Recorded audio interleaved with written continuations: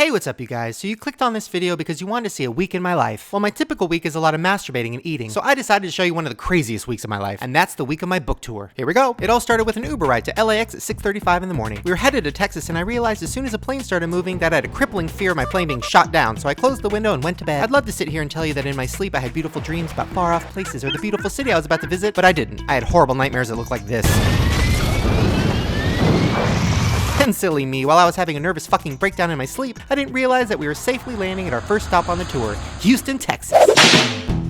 And the first stop was a bookstore that we were going to have the meet and greet at the next day, and I had to sign 2,000 copies of my book. And since I don't know how interesting that would be for you guys to watch, I sped it up 8,000%. And you know, whenever I do this, I can't help but think about the crippling arthritis it's going to give me later on in life, but I can't think about that when I'm having this much fun. So we finished up the signing, and on the way back to the hotel, I counted 146 trucks. Why the fuck do people only drive trucks in Texas? Back at the hotel, I got approximately 2 hours and 40 minutes of sleep, and I was tired as fuck. But all the same, it was a new morning, and it was time to go back to the bookstore for the meetup. When I first arrived, I thought, holy shit, these people can't be here for me. But it turns out they were all there for me, and the turnout was pretty damn good. They were excited, I was excited, even the moms were excited. And as exciting as this was, it was kind of confusing for security because they just see me as normal and even kind of gross. But I couldn't think about that, it was time to get started. The first thing I had to do was take some test shots with my publicist Ariel. She took care of me on the tour. She's like my mom, but a cool mom. And for whatever reason, seeing that process made these kids cry. And then this shit happened where my cameraman thought it was time to read. It wasn't, it was time for the meet and greet. This girl knows what's up. During the meet and greet, everyone who came to get my book was so cool, and I wish I could have spent more time with them, but if I would have done that, my publicist Ariel, you remember her, she would have fucking killed me, so I had to go fast. There were so many different types of people there to see me, and I wish I could show you all of them, but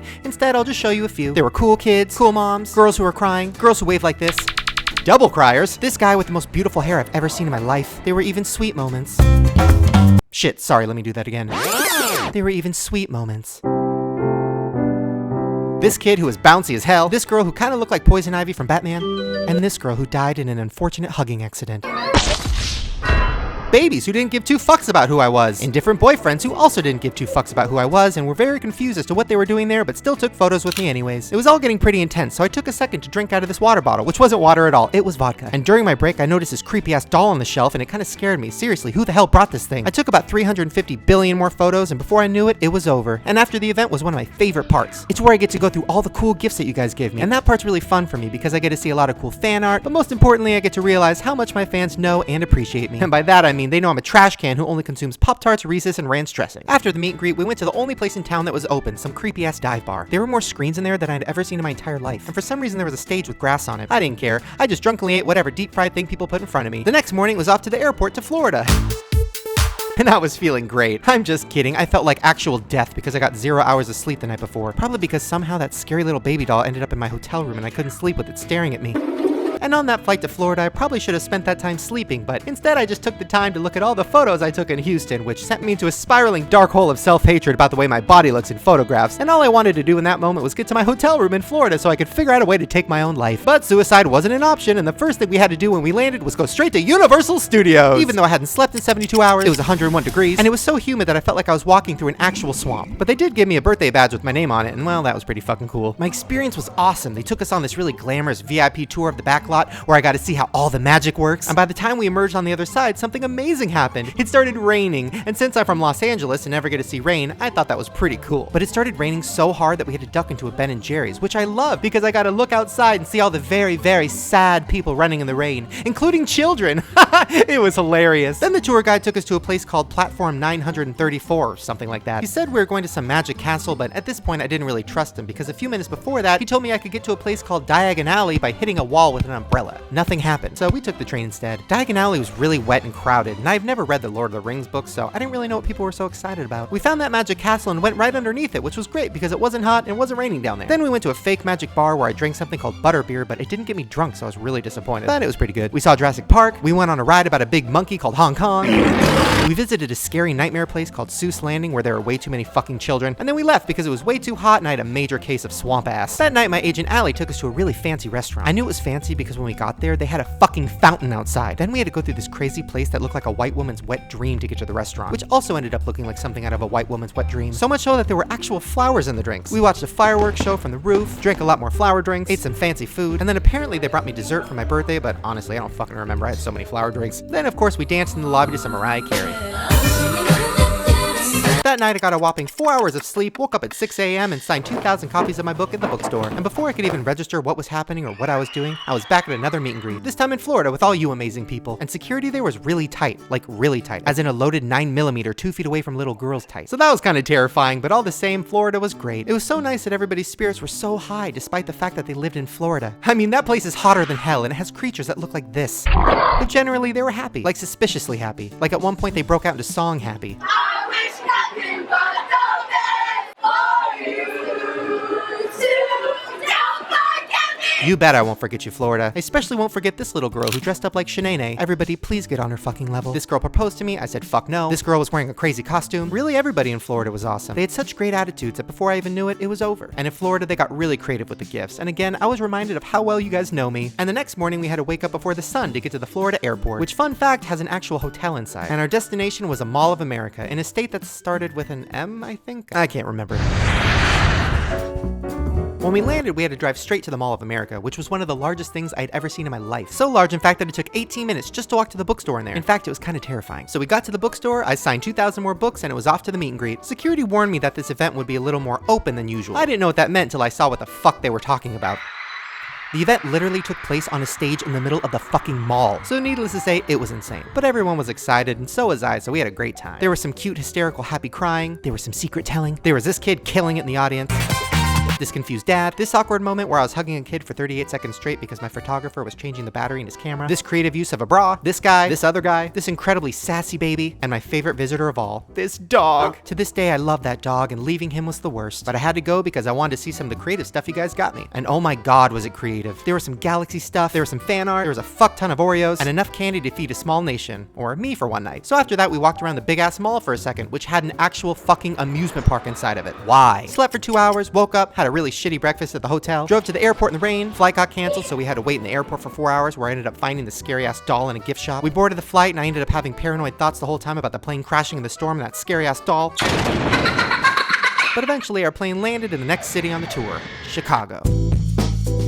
As soon as we landed, we went straight to the bookstore to sign 1,000,000 books. And then immediately after that, we went to Target because I heard that they had my book there. And to see my own book on sale at Target would have been a fucking dream come true. So naturally, I was a little sad when I saw that they were sold out. But luckily for me, they had Ricky Dillon's Follow Me, so I just grabbed one of those instead. And then I grabbed a few cases of Oreos, you know, for the long 18-minute trip back to the hotel, even though I had 2 cases the night before. The next morning was a meet and greet bright and early at a college, where fun fact, it was so hot and humid that my camera literally fogged up the second I took it out of my case. It was so fucking hot. Security escorted me to a trophy room of all places, which at first I thought was kind of cool, but then I realized it was more sad because it reminded me of all the sports I never played in high school because I was fat. But this was no time to focus on crippling, heartbreaking memories of my past. There were people here to see me and I had to pretend to be happy. And I must have done a great job because not once during the meet and greet did somebody say, "Shane, you look sweaty and sad." In fact, the whole thing went pretty well. Despite the fact that the room was 9,000 degrees and all of our insides were literally being baked because of the temperature, whether this girl was crying because she was a fan of mine or because she was quickly realizing that her internal organs were being rendered useless by the heat is anyone's guess. But nobody died of heat stroke, so all in all, Chicago was great. There was this cute baby, this incredible fan art, this remarkable kid that had this to say about one of my videos. I love this waffle iron dildo. Another proposal, and then of course this moment where a fan presented me with a handmade tampon necklace, and then my publicist Ariel literally snatched it out of her hands and destroyed it right in front of her eyes like a fucking crazy woman. And Chicago, your gift-giving game was incredible. There was a lot of ranch, there was this fan art which actually looked more like this guy than it did me, a collage of my queen, some Reese's that I fucked up immediately, more Oreos, a candy dick, a cat shirt which I put on immediately, another dick, more fan art, fucking me, and going through that stuff really warmed my heart, but it was time to go and head to the next stop. So with a heavy heart, I said goodbye to my awesome team in Chicago. We left our gross hotel, and then we headed to the airport, which ended up looking like something out of Glitter Forever 17's fucked up imagination. I said goodbye to Chicago, trailed off into a quick nap, and when I woke up, it looked like everyone was actually dead. It was very scary, but there was something ranch flavored waiting for me, so that was nice. And before I knew it, we were landed in our next city, which was, shit,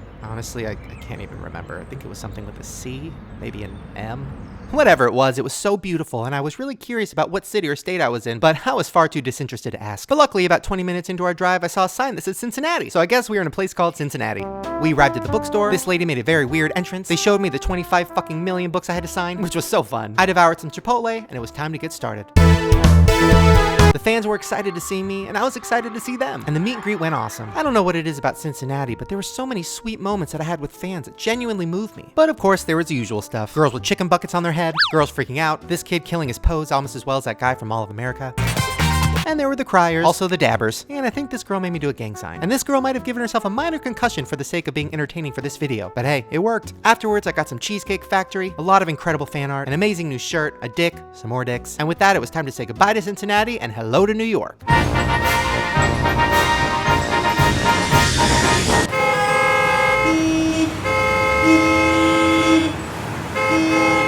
Initially, I was pretty excited to see New York, but after 80 minutes of that, I was fucking over it. I mean, I wasn't over the people. They seem really interesting. Just the quantity of people. That fucking sucked. Or maybe it was just the mood I was in because over the last 8 days, I got maybe a total of 10 hours of sleep. But it's okay because at this point, I was heading into the hotel where I could take a long nap. I'm just kidding, of course. That didn't fucking happen. Instead, I went right into Simon & Schuster, the amazing publishing company that published my book. And I was going to meet everyone that worked on it. And it was a great opportunity to meet everyone that helped make this book possible. And most importantly, we drank alcohol and ate cookie cake. And afterwards, I had to take a few meetings. But honestly, between you and I just wanted to go back to the hotel so I could read some Follow Me. But then I got to see my publicist Ariel's office for the first time, and I learned she had an unhealthy obsession with Robert Pattinson and cats. But honestly, who doesn't? Then we visited AOL headquarters. It was awesome. There was so much free shit everywhere. When we got to the signing, I was feeling kind of anxious for whatever reason. I guess I wasn't really sure what the people were going to be like there. We did the book signing, and then Ariel took me into a tiny room. I wasn't sure what she was doing at first, but it turns out she was going to break some incredible news to me. There I found out I was #1 on the New York Times bestseller list. Oh my god! Oh my god! Oh my god! He's number one. I'm the #1 New York Times best-selling author! That's fucking crazy! And this was really one of the coolest moments of my life. And I gotta admit, everything after that was a little bit of a haze. I was just in such a good mood. But I do remember that everyone in New York was absolutely incredible. And if anyone says that people in New York are rude, there was no sign of it here. Although I think this guy made me do a gang sign. And this guy made me dab. And I think this girl was dead. But none of that mattered because this happened. At this point, I was feeling so many emotions from the New York Times bestseller news that the day went by in a flash. Before I knew it, we were back in the car and going to the hotel. Although I do remember being in the car outside of the bookstore as one of the craziest experiences of my life. Okay, this is very strange. Seriously, what the fuck was that? What were they gonna do if they got in? I went back to my spooky old hotel and got 4 hours of sleep. The next morning was off to San Francisco at 4 a.m. The first thing I did in San Francisco was head to the closest Target to see if they had my book there. But it was sold out, so I grabbed another copy of Follow Me. I was glad my book was selling, I was just sad I couldn't find it at Target. Then after that, I had to go to a radio station because I was asked to be on a local radio show. It was cool. I shared an awkward handshake with this guy, and he asked me a bunch of questions about the internet. After that, I took a walk around the streets of San Francisco. I found a cute can, a not so cute rat, and I found a couple people displaying some PDA. But I don't know, I was kind of into it. I saw a dog, and before I knew what was happening, I was walking to another meet and greet, and the people of San Francisco were as amazing as this woman. They were so happy, wild, energetic, and eclectic, and so sweet. I genuinely created so many fun memories with the people of San Francisco.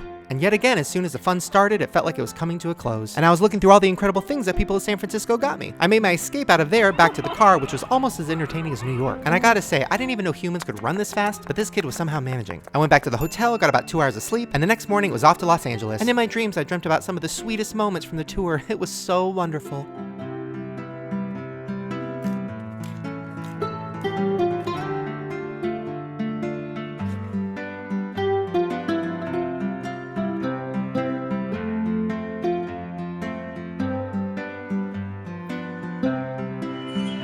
Just kidding. I was dreaming about my plane crashing into the fucking earth like a ball of fire.